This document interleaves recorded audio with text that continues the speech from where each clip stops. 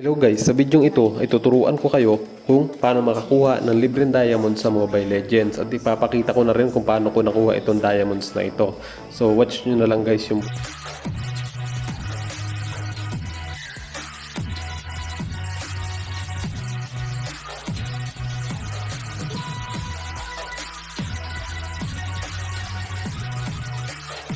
buong video.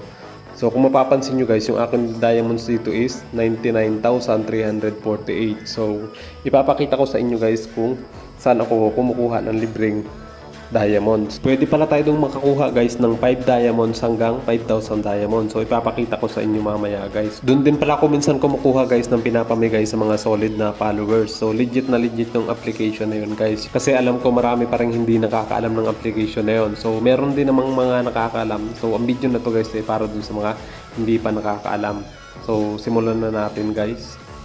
So ito pala guys yung application na tinatawag na Joy It. Dito ako kumukuha guys ng libreng diamonds. Papakita ko sa inyo guys kung paano ako makakakuha dito. So, ito guys, lalagay ko na lang yung link nito guys sa comment section. So, dalawang link yung ilalagay ko dyan guys. Try nyo rin yung isa guys kasi yun, pwede rin makakuha ng libreng diamonds sa application na yun. So, piliin natin dito guys yung Mobile Legends at yung kayang i-redeem ng points natin. So, papakita ko sa inyo guys yung mga mini games mamaya na pwede nating laruin para makakuha ng additional points. And ito guys, tingnan natin. Meron dito guys na yun, yung kung ilan yung available dun sa points mo or gusto mong i-redeem, kaya guys. So meron ditong 5,000 diamonds yung pinakadulo.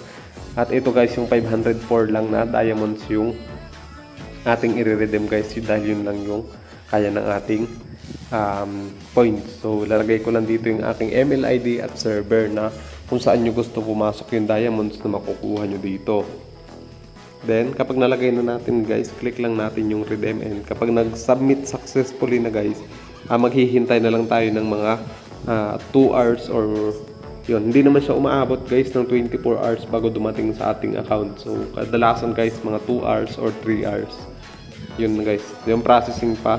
Kapag nag-submit successfully na yun guys, or success na, ibig sabihin pwede na natin tingnan nyo, i-check yung ating account kung pumasok na nga ba at papasok na yun guys. So ito mga mini games na pwede nating laruin para makakuha ng additional points.